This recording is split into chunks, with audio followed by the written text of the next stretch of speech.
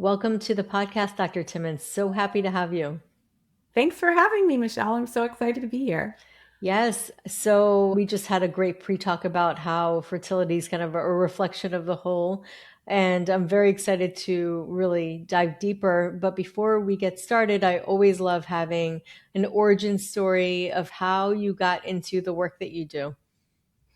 Yeah, so I'm a board certified family physician and did traditional primary care for over 10 years, as like a general practitioner, just, who you saw as your primary care doctor and in this sort of in the system doing traditional medicine. And it gave me a lot of experience and exposure. And to what I realized through all of that is that our traditional system is often too reactive and just kind of waiting until you're sick to fix the problem versus trying to be more proactive and look for underlying dysfunction before it causes a problem. And it's kind of like systems wide problem that our medical system has. And I just started to get more and more frustrated that I was seeing people with chronic disease come in, and just with the way that the sort of insurance forces the visits to be so, insurance reimbursement forces the visits to be so short for practices to even be profitable that it's, I had no time to discuss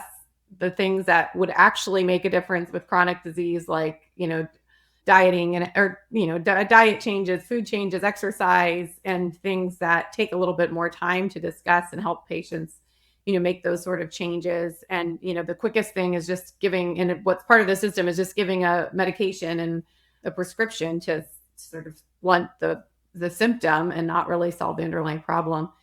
So I've also grew up more with parents who were more holistic and were with that sort of background. And so I sort of began to see that, integrating that more into the way I practiced was going to be the way, that felt more aligned with what I believed. And so I ended up leaving primary care and training on my own, doing more functional medicine and longevity medicine, and learning more about lifestyle medicine and how to use diet and exercise and lifestyle habits as medicine, and also precision medicine and precision diagnostics, and how to more accurately look into the body and see the dysfunction that's underlying things that are going on, and be able to find ways to address them before they actually have to become like a disease and a problem. So I've Yeah. been doing that for the last, more recently for the last couple of years.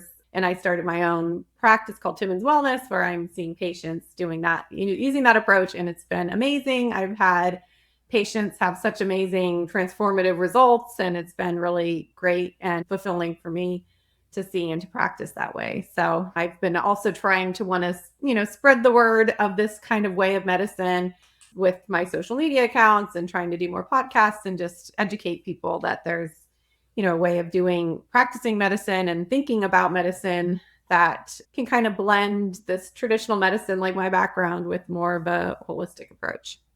I love that. And I love the fact that you really kind of realized it on your own. Maybe Yeah. it was also the upbringing that you had Yeah. where you really understood the importance of wellness overall and like taking care of your body and being a little more holistic.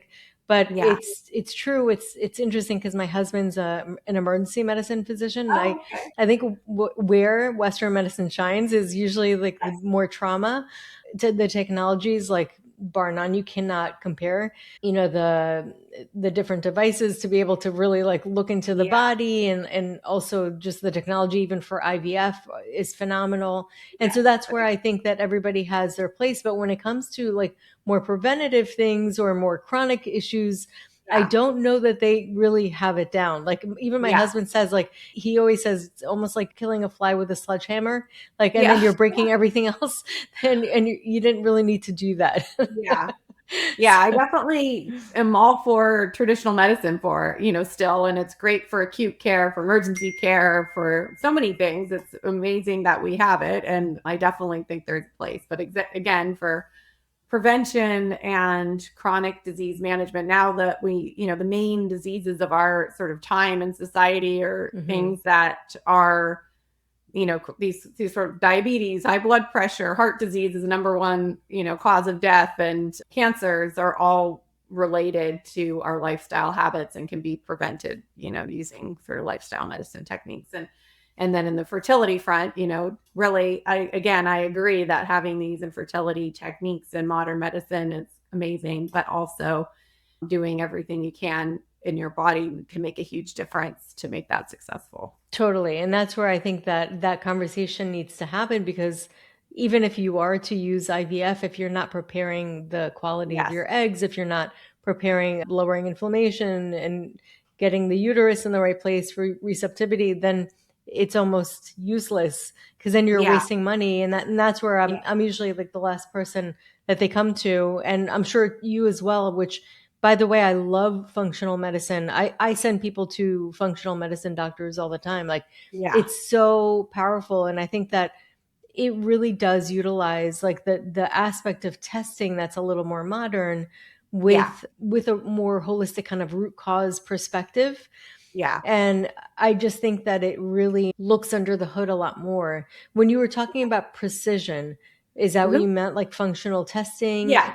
Yeah. Yeah. Sort of, yeah, more, like you'd say modern. A lot of these tests that are considered new are actually, they've been around for 10 years. They have like so much data and research backing them up, but that's like can sometimes feel new to the traditional medical model, which Well, just I'm is like, comparing it to like the 3,000-year-old.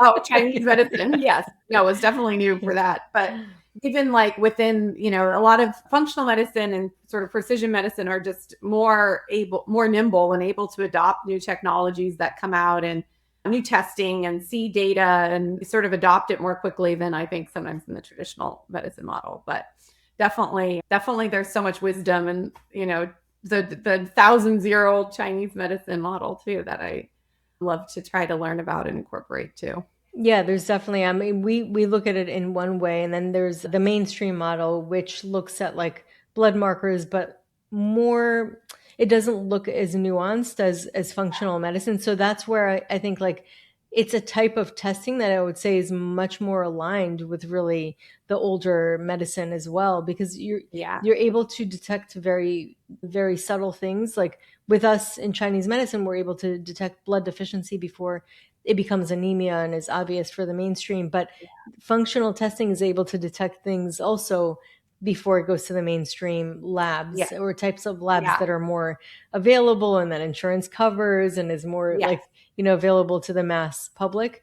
But Yeah. functional medicine, I think, is just incredibly useful and powerful. And even Yeah. for me, as much as we utilize our own diagnostic skills, if you start to get into the functional testing, I'm able to detail my supplements a lot more, and Mhm. it changes the whole trajectory of Yeah.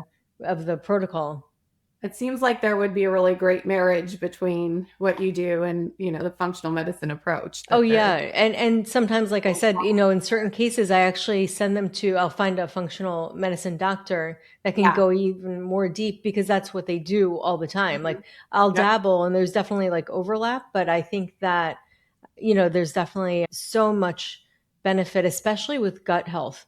I think that Yes. that's something that is huge, and I'm sure like that's probably the majority of what you look at.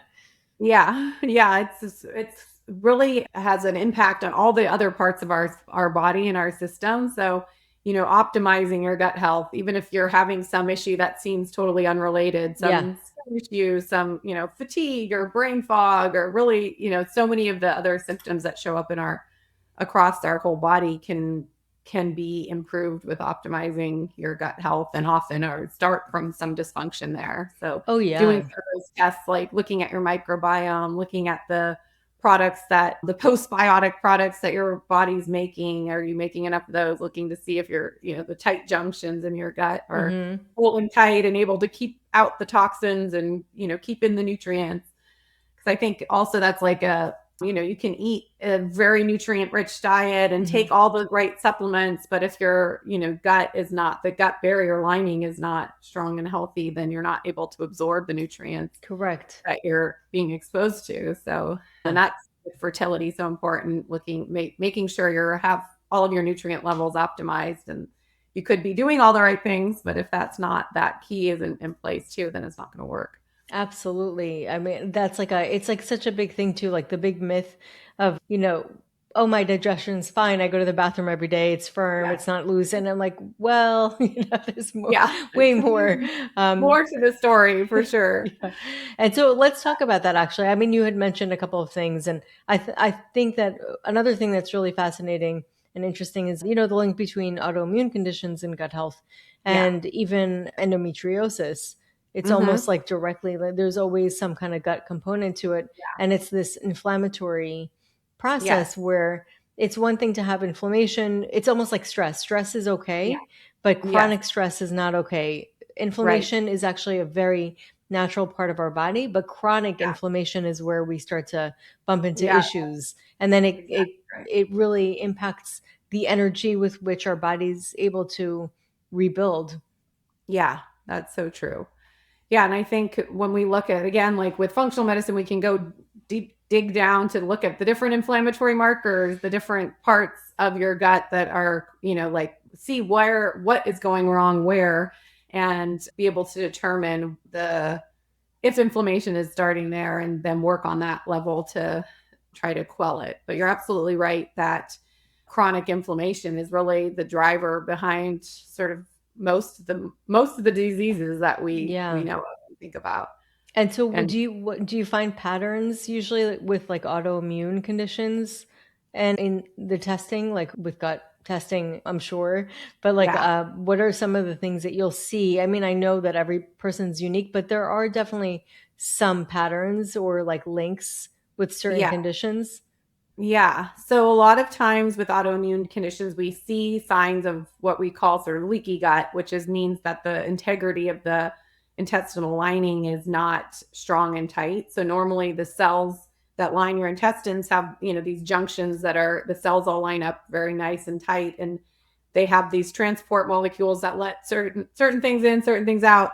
And when they get inflamed, it just kind of becomes loose, and things can get in and out that are not supposed to be crossing back and forth. But so for certain conditions, for a lot of times, patterns emerge for things that are autoimmune have an autoimmune background. So things like LPS, which is a lipopolysaccharide, you Hmm. can see that become elevated. And so there's a certain pattern of testing that we see that, even though it could be a completely, like you said, endometriosis or Hashimoto's thyroiditis or different autoimmune conditions, still have that autoimmune component. And often behind that, the driver behind the autoimmune component is problems with those tight junctions.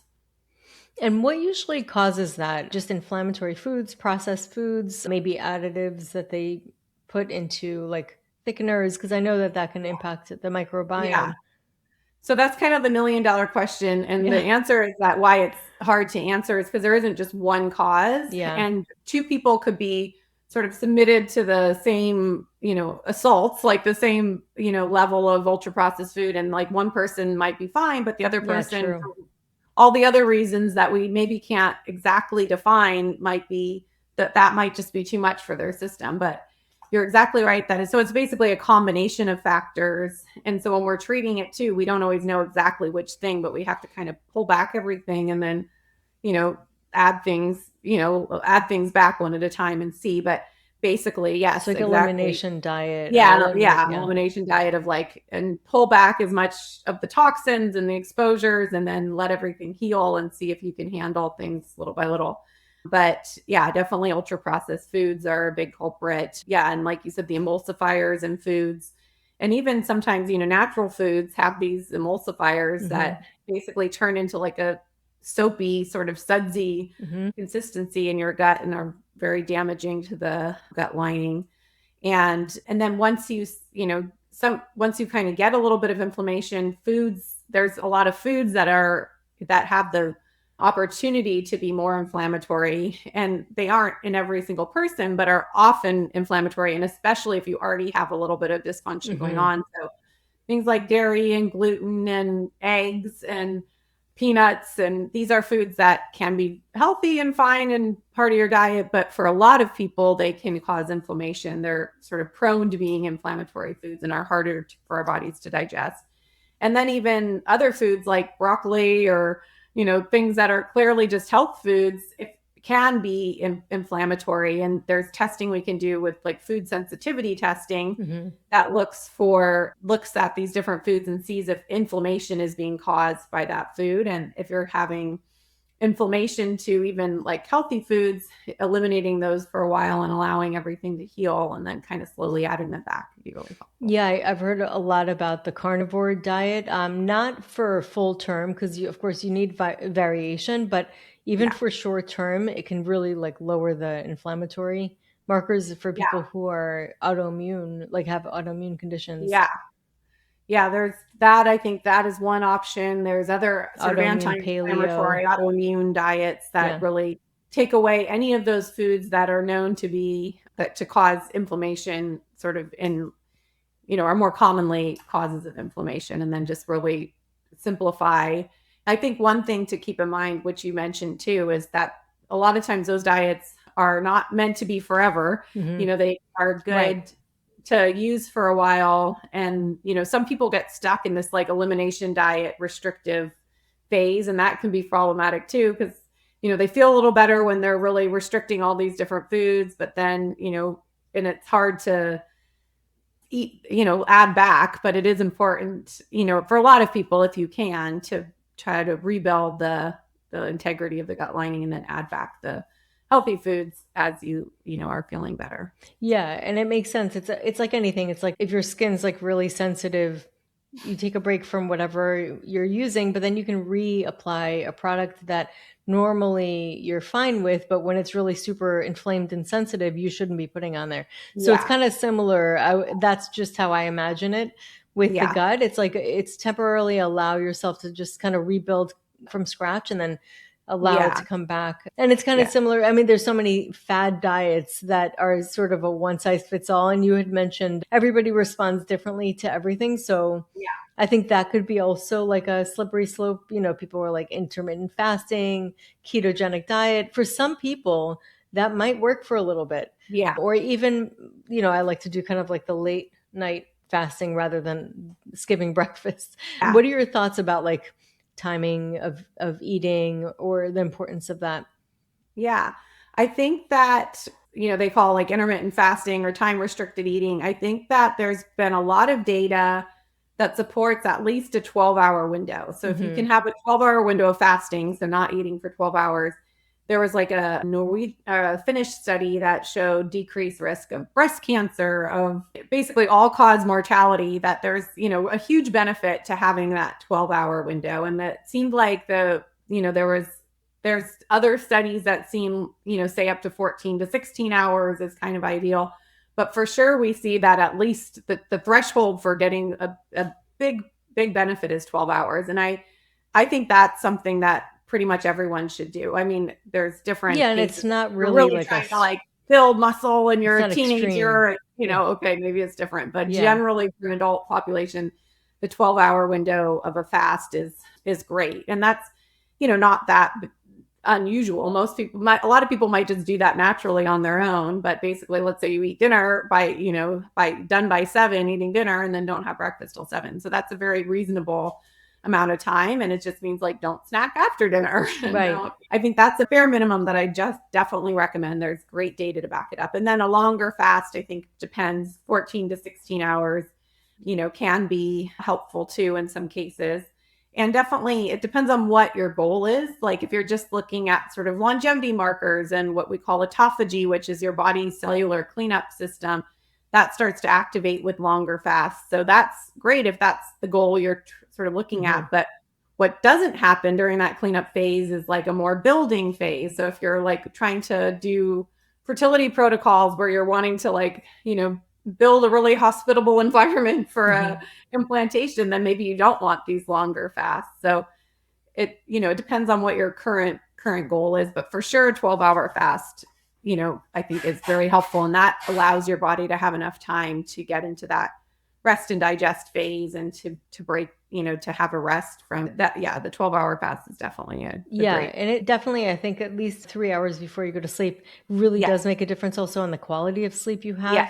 And then it's I heard recently that when you have melatonin, well, we always used to say this with Ayurvedic medicine, when the sun's strongest, that's the best time to eat. It's when your Agni, the digestive fire, is increased. yeah, But now research is coming out that when melatonin comes out or at night, when the light goes down and it's yeah, dark, of course, yes, we have a melatonin rise. And when that happens, there's more of a tendency of insulin resistance or like the insulin goes low.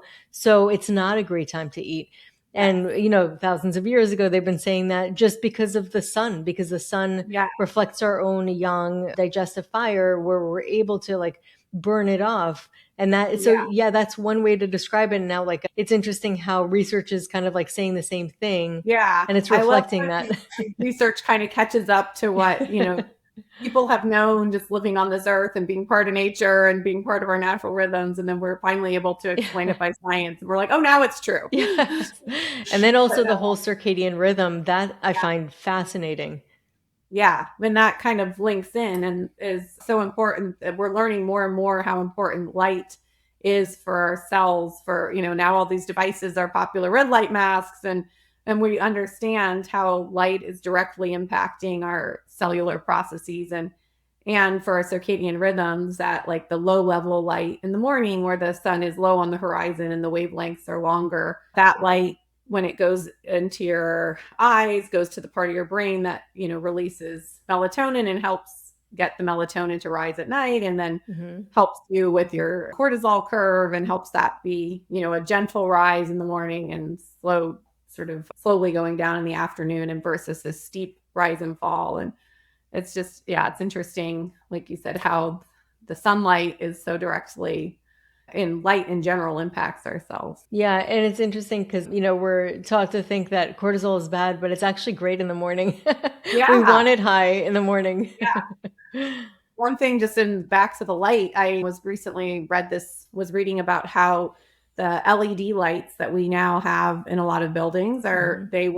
we sort of replaced the older incandescent bulbs, like you think of like the light bulbs, with these LED lights because they're more energy efficient. So like, 20 over the last 20 years, there's been a big push to replace them. They last longer and they're more energy efficient, but they don't have the full spectrum of light, of wavelength of light as the sun. And even an incandescent light bulb is not going to be the same, obviously, as the sun and that type of light, but it's still at least a full spectrum light wavelength. And Hmm. that our cells are really, the mitochondrial health and the parts of our cells that require these different light wavelengths are really, being sort of, it's detrimental to our health to be It in buildings is. all day long with LED lights. Yeah, it's pretty crazy. And also, even just like the artificial light at night. But yeah, that's like this new thing that they're Yeah. starting to realize. And who knows? I mean, fertility's been declining. We don't know. Is it that? Or, Yeah. it's just the $1 million question, like you said, because there's so many different aspects. But I think what it really comes down to is really coming back to nature. Yeah. Yeah, and when you mentioned the sort of fertility declining and all the different factors, I think that one thing when people are trying to optimize fertility that you can recommend is, if we don't know why, try to peel away all the layers that you can that could be impacting you. So, Yeah. again, like with the ultra processed foods, trying to get the toxins out of your environment, like detoxing your environment, thinking of toxins. Well, how are you getting the toxins into your body and like the air you breathe? So if Hmm. you need to either open your windows at night or use an air purifier, what we put on our skin, which absorbs toxins, the cleaning supplies, and that's in our environment. And then a huge one is what we're ingesting and eating. So if Hmm. you're trying to avoid the pesticides and herbicides and the microplastics, which get into our body a lot of times because of ingesting them. So trying to like eliminate the ways that you're getting added microplastics, like plastic water bottles, plastic Hmm. cutting boards, heating your food in plastic containers, because we definitely know all of those things are impacting fertility too. Like they did a study looking at found microplastics in ovaries and testicles I on, know. It's and then those crazy. microplastics aren't just sitting there, they're leaching, BPAs and Hmm. chemicals right into the tissue that is, so hormone So sensitive. So scary. It really is. Are there supplements? I know that there's some for microplastics. Yeah. So, one of the best things for getting rid of microplastics is actually eating fiber. So, Hmm. fiber can help bind up the microplastics in your intestines and help you eliminate them versus having them be absorbed. And they did recently did a study that the type of fiber is called beta that's in oats is Hmm. really good at that, but all fiber is good at binding that. Other things that can help support your body's detox system, other supplements like NAC, which is Hmm. N-acetyl, Love. which So good. helps your liver. It's kind of the precursor to glutathione and the master kind of detox molecule in your body. So that is really helpful in detoxing, chemicals out of your system. Sauna and sweating is, or any type of sweating. So from exercise, from sauna, sweating is a great way to detox chemicals out of your system. And then also the sauna raises your, body temperature and initiates some cascades of sort of biochemical cascades that help you detox as well. Amazing. And then I know that you also work with longevity, which we were talking about before, is so important for fertility because what we're always working on, regardless if I have somebody who's in their early 30s or mid 40s to late 40s, I still work on egg quality Yeah. regardless and sperm quality. So Yeah. all of those things really, it comes down to longevity. It's everything Yeah. that helps longevity helps your reproductive health, really. Yes. Yeah. And it's a lot of times, I think, especially in our day and age, longevity, like right now, is like such a buzzword, and people think of it as being like these fancy devices and, like that is inaccessible or like only for, wealthy people that are like getting facelifts. But it's like longevity medicine, the basis of it is really accessible to everybody. And it's the things like eating a whole foods diet, drinking enough clean water that's, Hmm. filtered water, moving your body every single day, getting good quality and quantity of sleep. And then a huge one that we don't think of as our like health is our emotional health and fostering, Yes. your emotional health is so important as far as, like you said, stress reduction. And I always like to cite this study that I read that they did at Harvard that looked at all the determinants of health and longevity and things like the food you're eating, your socioeconomic status. They were thinking those would be the two that would be most strongly linked with longevity. That was kind of when they went into the study. But actually, the thing they found that was the most strongly connected was social connections. For Oh, wow. people, it Yes. didn't matter. Like It's that was powerful. more strongly connected than even like movement and healthy diet, which we know is hugely important. But that people who had strong social connections was linked with with longevity. So I think it's important not just social connections within your family. Obviously, is very important, but also within your broader community. Yeah, And it's yeah, I think we sort of underestimate the importance of that in our societies where we're kind of all clustered away that's doing our own true. thing. Oh, yeah, big time. I think that that is actually really powerful. There's nothing like it. I think that we need each other. We Yeah. need people. Yeah. And a lot of people actually there was a lot of benefits and there were some studies that showed that group therapy really helped improve chances of conception. I believe it was Oh, through IVF. So it helps fertility as well. I mean, I'm yeah. sure it helps everything. If it helps overall health and longevity, I'm sure it helps everything. Yeah. Yeah, and it's one of those ways maybe we don't exactly know how to measure and quantify just yet, but like, Yeah. some of these things that we've known in tradition, like, in traditional Chinese medicine, or we sort of inherently know in our souls that is true. I think maybe we don't know how to quantify that in science terms yet, but it's for sure very important. Yeah, for sure. Anything else come to mind as far as things to consider for longevity, like really making your cells younger, perhaps even working on mitochondria? I know you had mentioned also the red light therapy. Yeah. Well, one key thing for sort of cellular health, longevity, for egg quality, sperm quality is maintaining a stable blood sugar and Yes. maintaining your metabolic health. And that, as we age, sort of naturally is harder to maintain and is so important for fertility when you're younger, too. And what I mean by that is, maintaining sort of a stable blood sugar and not an elevated blood sugar. And so doing that there's definitely, just basically eating a sort of the right foods of protein and fiber and whole foods and then moving your body, especially after you eat, you can, your muscles then take up the glucose you're eating versus letting it get stored as fat. But maintaining a healthy metabolism and stable blood sugar is so, so important. Yeah, it's hugely important for inflammation as well. And I know that I actually I heard about this and then I looked into it, but I thought it was really fascinating. There was a guy, I guess that's what he does. He's like an influencer, and Mhm. he might have been a doctor. I don't remember, but I just saw the like Facebook reel. I Yeah. mean, sorry, Instagram reel. And he had checked his blood sugar, like, and tested out this theory of cooking rice, just regular rice with regular oil versus coconut oil, and then putting it in the fridge and then reheating it Yeah. afterwards. So there's a process of that happens when you cook it in coconut oil and then you freeze it or put Yeah. it in the fridge and then rewarm it. It actually lowers the glycemic index. And he tested it and he really did see a decrease of blood sugar. Yeah. So I think what happens there is like the resistant starch gets formed, which resistant starch is, with carbohydrates, there's starch in them. And then resistant starch means it's like the bonds in the carbohydrates are harder to break down. So Which is great for your gut health. so it stays in Unless your you have gut SIBO. microbiome and it's slower to be digested. So it doesn't, Yeah.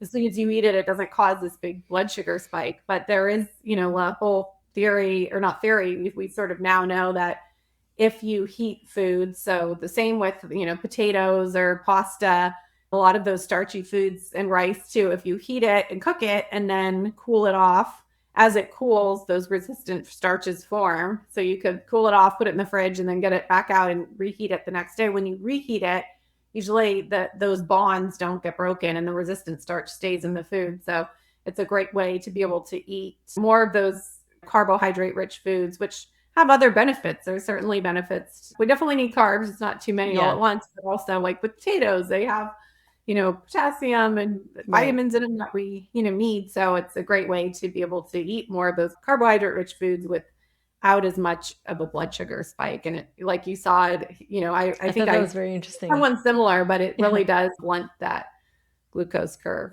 I Yeah. actually wore one of those continuous glucose monitors for a Hmm. while and like tested out different things Oh, and you did? That's did my great. own little test And with what did you find? yeah, I found the things that, really did move the needle as far as helping stabilize the blood sugar is moving your body after you eat. So like a Hmm. 10-minute walk after you eat, I would start to see my blood sugar rising after eating, something more carb rich. And then you start walking, it immediately sort of dips back down. Hmm. The other thing that does seem to work is the order in which you eat your food. So if you Hmm. start your meal with something that has more fiber, so like a vegetable first, can sort of get your stomach digesting and coating your stomach in a way that once the carbohydrate hits it, it's, dissolves more slowly and causes Right. a more gentle blood sugar rise. So yeah, the order of the food and vegetables first. Also, apple cider vinegar before you eat at the start of a meal Hmm. can be really helpful too. And again, it's the way Diluted. good. I hurt my teeth. Oh, yeah, Yeah, you dilute it. Yes, so I always say exactly. dilute that, but Yeah. it's Or amazing. the optimal thing is like have a salad. So you have your vegetables and some vinegar Yeah. dressing. But I saw that too. I did a little test for myself eating something carbs and then eating it with the apple cider vinegar first. Oh, And and that worked. Yeah. But I amazing. think, then you have to have that with you. I think the ones I like the best are things you could do anywhere, anytime, which is the order in which you eat your food Yeah. and moving your body after you eat, I think are two key sort of hacks that Oh work yeah, really for well. sure. And I think that the whole idea of like having fiber with the carb or before the carb, it kind of goes into why it's better to eat the fruit than have the juice. Because then you're Yes, going to get direct exactly. sugar right into your Yeah. bloodstream, Yeah. You miss out on all the sort of the the slowing healthy down. parts of the fruit with just the sugary fructose. Yeah, it's so interesting. I just think that food is so interesting. Food's amazing. It's incredible how impactful it is. And I love the fact that you realize that as a doctor, the importance of knowing that for your Yeah. patients. I think it should become mainstream. I'm surprised it Yeah. hasn't yet. I mean, to me, it's just so crazy because it's so impactful and it's so important.